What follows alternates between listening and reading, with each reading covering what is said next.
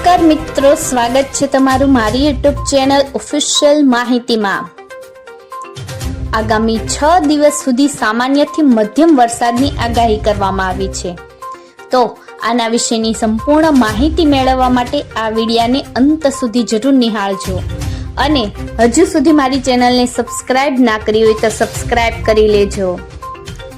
મિત્રો, હવામાન વિભાગની આગાહી અનુસાર આજે રાજ્યમાં વરસાદી માહોલ રહે તેવી શક્યતા છે।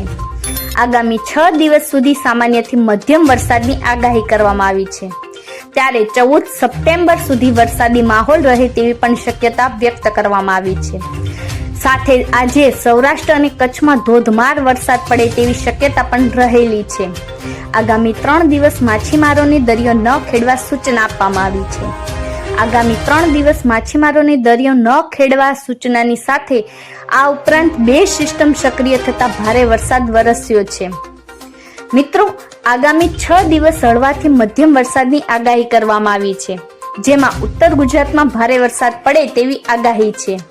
બનાસકાંઠા, પાટણ અને કચ્છમાં આજે અતિ ભારે વરસાદ વરસે તેવી આગાહી કરવામાં આવી છે, તેમજ આગામી 48 કલાક વીજળીના કડાકા ભડાકા સાથે વરસાદ વરસી શકે છે। મિત્રો, આગામી 3 દિવસ માછીમારોને દરિયો ન ખેડવા સૂચના આપવામાં આવી છે। જો કે હાલમાં 2 સિસ્ટમ સક્રિય થતા ઉત્તર ગુજરાત અને કચ્છમાં ભારે વરસાદની શક્યતા વ્યક્ત કરવામાં આવી છે। દક્ષિણ પૂર્વ પાકિસ્તાન અને કચ્છ પર ડીપ ડિપ્રેશન અને મોન્સૂન ટ્રફ સક્રિય હોવાને કારણે ધોધમાર વરસાદની આગાહી કરવામાં આવી છે। મિત્રો, ગુજરાતમાં ભારે વરસાદી માહોલ બાદ હવે રાહતનો સમય શરૂ થયો છે। હવામાન નિષ્ણાંત અંબાલાલ પટેલના જણાવ્યા મુજબ બંગાળની ખાડીમાં આવેલી અને ગુજરાત પર સક્રિય થયેલી ડીપ ડિપ્રેશન સિસ્ટમ હવે નબળી પડીને પાકિસ્તાન તરફ આગળ વધી રહી છે।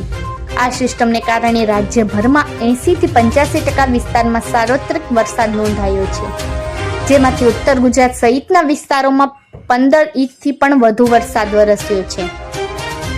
સાથે જ મિત્રો, સૌરાષ્ટ્રના ગીર સોમનાથ, જૂનાગઢ, અમરેલી અને ભાવનગર જેવા જિલ્લાઓમાં ભારે વરસાદ પડ્યો નથી। હવે આગામી 15 થી 16 સપ્ટેમ્બર સુધી રાજ્યમાં વરસાદની ગતિવિધિ ઘટશે, જેનાથી ખેડૂતોને તેના કૃષિ કાર્યો માટે પૂરતો સમય પણ મળશે।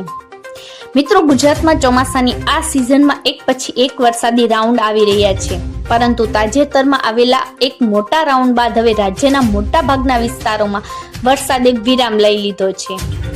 મિત્રો, આવી જ વધુ માહિતી મેળવતી રહેવા માટે મારી ચેનલ સાથે જોડાયેલા રહેજો।